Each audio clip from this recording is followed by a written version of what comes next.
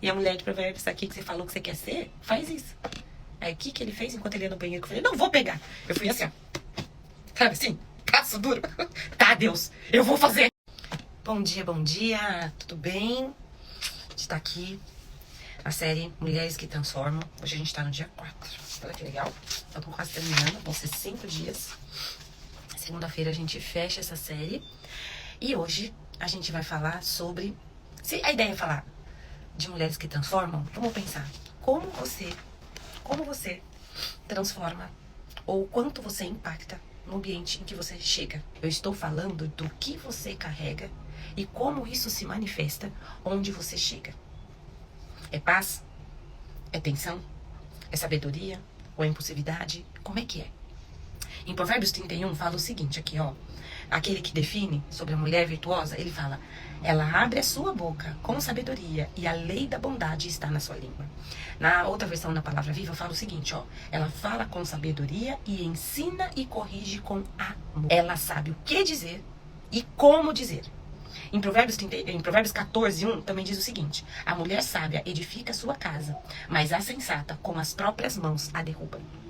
Ou seja, a mulher, ela é um ponto-chave onde ela está. Ela pode construir um ambiente ou ela pode derrubar esse ambiente. Exatamente isso. E ela é a ponto-chave disso, porque fala exatamente o seguinte: a mulher sábia, ela edifica a casa enquanto a tola derruba com as próprias mãos. Ela pensa o seguinte, né? Vamos refletir um pouco sobre esse versículo. Você ama a sua casa, né? A casa é algo que é seu. Tudo que é nosso, na teoria, a gente cuida. Tudo que é nosso, na teoria, a gente tem amor por aquilo. Então, na teoria, tudo que a gente tem, a gente quer o bem daquilo. Se é uma pessoa, a gente quer que ela seja feliz. Se quer que ela tenha saúde. Se é uma coisa, eu vou cuidar porque eu não quero que ela se deteriorize. Eu quero que ela se mantenha bela, boa por bastante tempo. Não é? Então, é interessante que aqui, em Provérbios, Deus fala o seguinte: a mulher, quando é tola, derruba e estraga aquilo que é dela. Porque ela está derrubando e estragando a própria casa.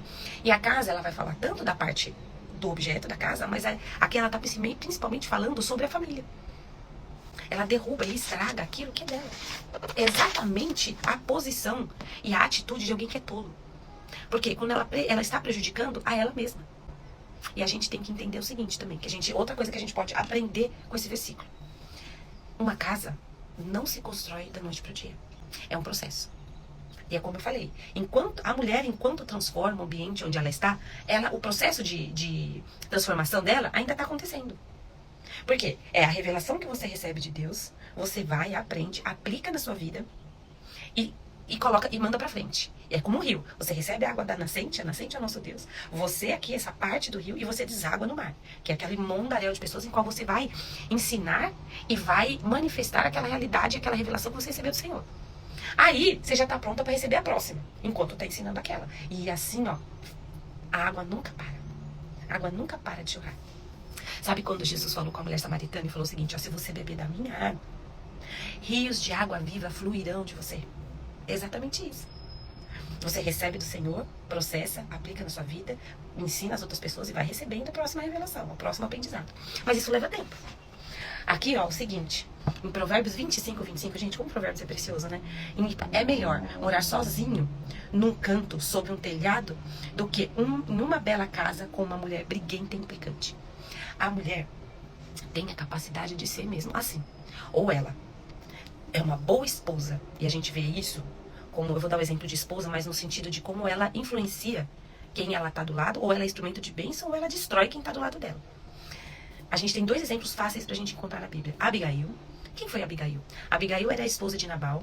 Nabal era um dono de terras, em que durante o tempo que Davi ficava fugindo de Saul, ele ficou um período na terra dele, e Davi falou a oportunidade que ele tinha, ele defendeu Nabal, defendeu o rebanho de Nabal, e depois de um tempo ele foi pedir uma ajuda para Nabal, falando assim: olha, Nabal, eu preciso comer, a turma aqui tá com fome, você não tem algo pra nos dar, pra nos ajudar? E Nabal era um homem tolo. E ele falou: quem é Davi? Quem é Davi? Pra que eu tenho que ajudar esse cara? Tá fugindo do rei, não sei o que e tal. E deu uma resposta tola, como já diz que o nome dele na Bíblia significa tolo, pra Davi. E Davi tava na fúria. Ele resolveu preparar o exército todo que tava com ele pra ir lá e atacar Nabal. Só que quando Abigail A mulher de Nabal soube da resposta dele. O que ela fez?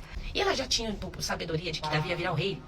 Quando ela descobre que ele deu aquela resposta para Davi, ela corre, prepara muita comida, vai até Davi, pede desculpas para Davi e fala assim: ah, meu senhor, perdoa Nabal, ele é um sem noção, mas tá aqui, você tem razão, tá aqui tudo que a gente pode te dar pra você se alimentar o seu exército. E Abigail fala: olha, você foi um instrumento de bênção na minha vida, porque eu ia pecar, eu ia ir lá e acabar matando todo mundo, eu ia desagradar a Deus. E com isso, até depois de um período, a palavra de Deus fala que Nabal morre e Davi pede pra casar com Abigail, e casa com Abigail, de como aquela mulher impactou a vida dele. E um exemplo de mulher que destrói a vida de quem está ao redor é Jezabel. Jezabel era a esposa de Acabe. Acabe era o rei de Israel, no Velho Testamento, e ela leva todo o povo de Israel à idolatria. E Deus levanta Elias e como profeta naquele período, em que é declarado seca, em que ele faz descer fogo do céu para o sacrifício, expõe os profetas de Baal, e aquela toda história que não é exatamente o caso hoje, mas até hoje. Na Bíblia, você vê muito isso em Apocalipse, Jezabel é um sinônimo de mulher de pecado, mulher que leva o povo à idolatria, influência maligna sobre quem está ao redor.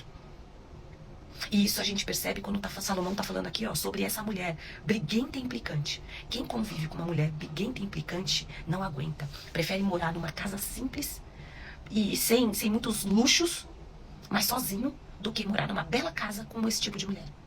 E a gente precisa prestar atenção. Se é ali que a gente viu em Provérbios falando que a boa mulher, ela ensina e corrige em amor, o que adianta você estar certa se você não se comunica da forma correta? Não adianta nada. Tem muita gente que adora estufar o peito e fala assim: mas eu sou sincera, eu não minto, eu não sou falsa, eu falo a verdade. O que adianta você falar a verdade se você não se comunica da forma correta? Se você não se comunica em amor. A palavra de Deus fala que a boa palavra, a palavra calma, ela desvia o furor. O que Deus quer dizer com isso? A palavra, quando ela é bem emitida, ela acaba com uma briga.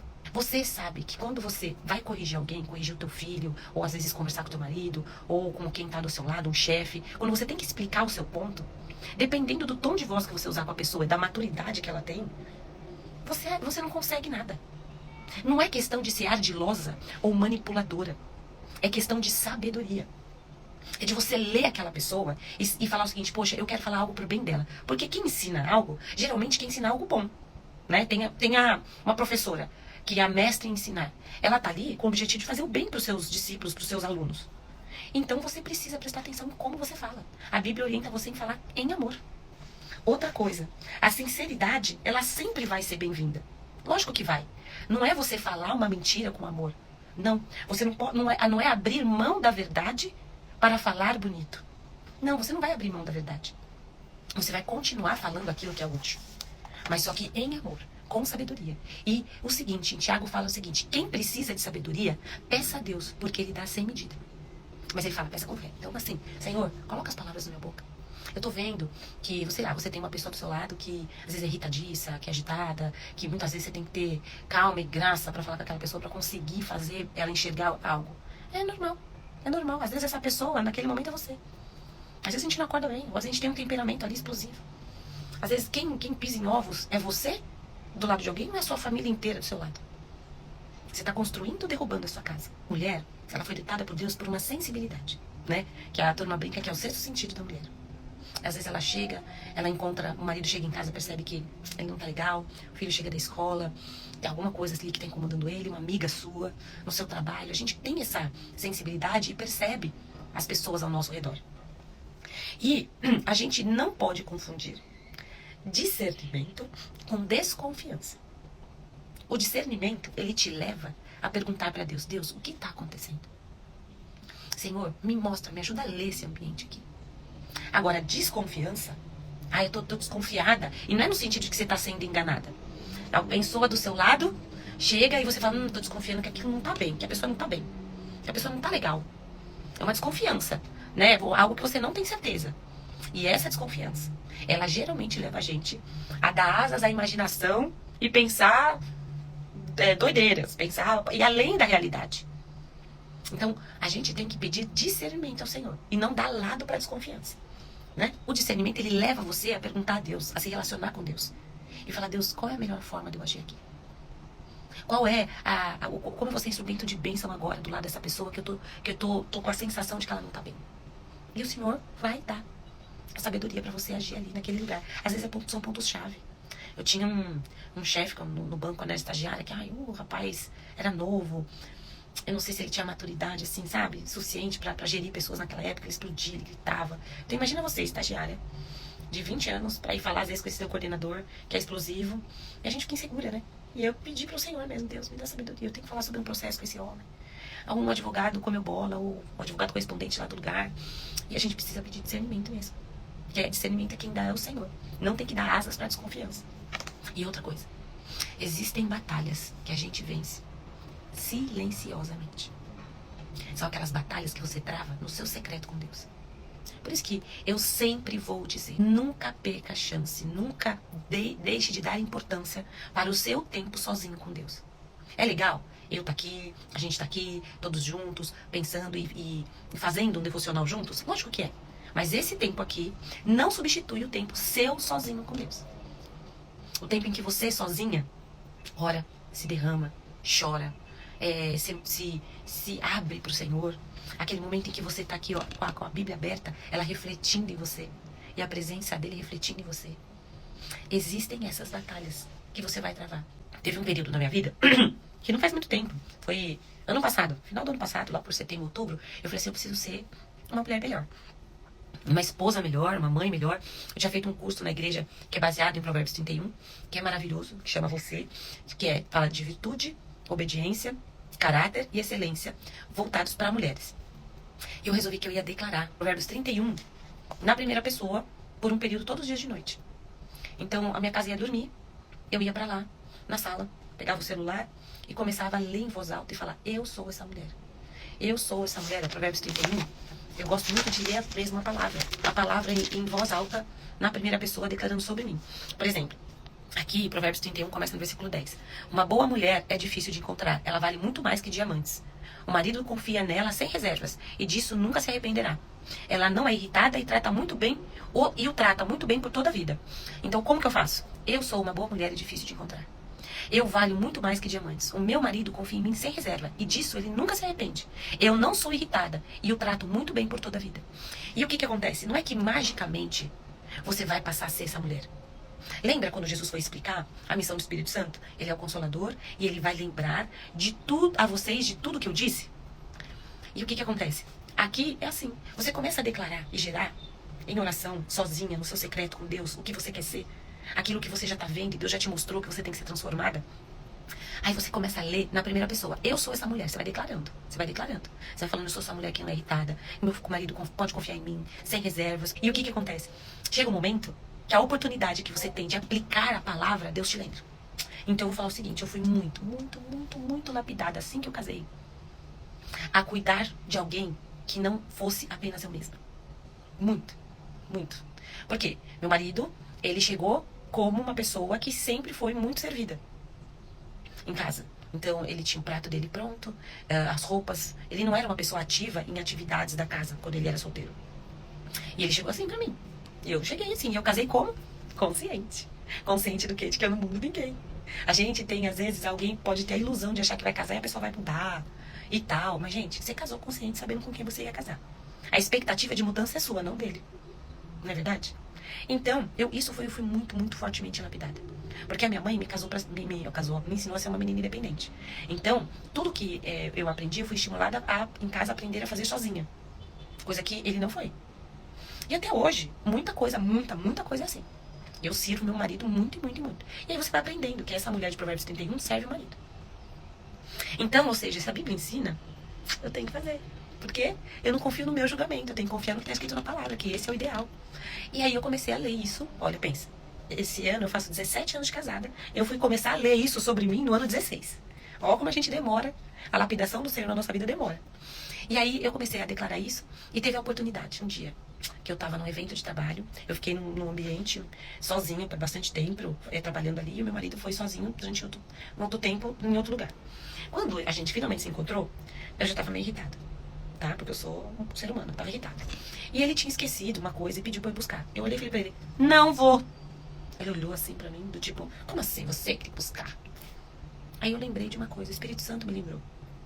Uma parte do versículo fala o seguinte, que a mulher virtuosa não deixa faltar nada para o marido. E nada é nada. Nem aquele objeto pequeno que, na minha cabeça, ele era muito bem capaz de pegar sem ficar pedindo pra mim. Porque ele tem que pegar as coisas dele sozinho. Aí o Espírito Santo fez o quê? Me lembrou, mas você não tá declarando o Provérbios 31? Em que você tá falando que você é essa mulher mais preciosa que diamantes? A parte boa de falar como você é valorosa e que você é preciosa, você fala. Aí na hora de falar, de cumprir que você não deixa faltar nada pro seu marido, você não fala. Gente, a palavra de Deus constrange você de uma forma. Porque é muito bonito declarar ali, à noite, sozinha, enquanto ninguém tá vendo, que você não vai deixar nada faltando pro seu marido. Na vida real, você não gosta não, é só carne gritando, minha filha. Você não quer fazer. Como assim? Eu tenho que ir lá buscar pra ele. Aí o Espírito Santo falou, mas você declarou isso aí. E a mulher de Provérbios aqui que você falou que você quer ser, faz isso. Aí o que ele fez enquanto ele ia no banheiro? Eu falei, não vou pegar. Eu fui assim, ó. Sabe assim? Passo duro. Tá, Deus, eu vou fazer. E esse é o detalhe, né? A gente ainda tem que ser muito lapidado. Porque eu obedeci a palavra, eu obedeci, mas obedeci bravo. Né? E quando Deus fala sobre dar, ele gosta de quem dá com alegria.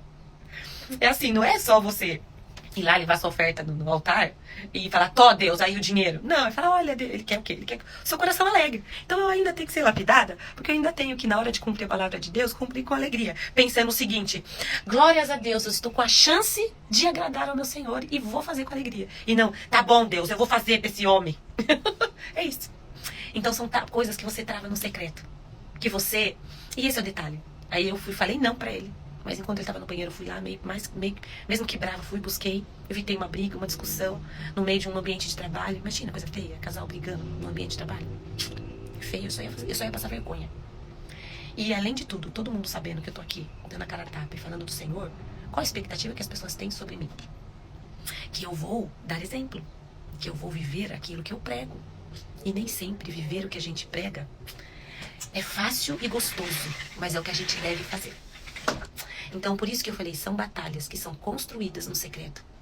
Às vezes pedindo uma oração sobre quem, para uma pessoa, para Deus transformar aquela pessoa.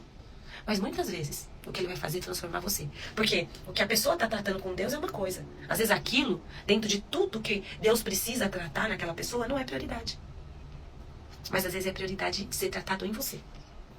Então é isso hoje. Quem somos nós? Quando a gente entra no ambiente, se a gente transforma esse ambiente, se a gente é bênção nesse lugar.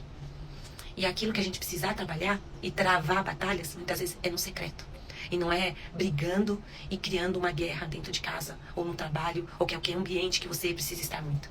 Então vamos lá? Senhor Deus, meu Pai querido, eu quero te agradecer, porque a sua palavra ela é tão preciosa. A gente pode extrair tanto ensino. E eu sei, Pai, que o Senhor faz aquilo que ensina. O Senhor corrige com amor, com ternura, como o Espírito Santo aquele dia me corrigiu e me constrangeu a fazer aquilo que eu mesma já estava declarando sobre a minha vida. Muito obrigada, Pai, porque o Senhor não desiste de nós. E o Senhor trabalha em nós todos os dias, passo a passo, cada dia um pouquinho, para que cada vez mais a gente seja, nós mulheres, transformadas. Não só a imagem e semelhança de Jesus, porque isso nós já somos, mas o caráter de Jesus sendo lapidado em nós. Muito obrigada, Espírito Santo. E te pedimos, continue trabalhando em nossas vidas a cada dia. Em nome de Jesus. Amém. Tchau, tchau. Um beijo.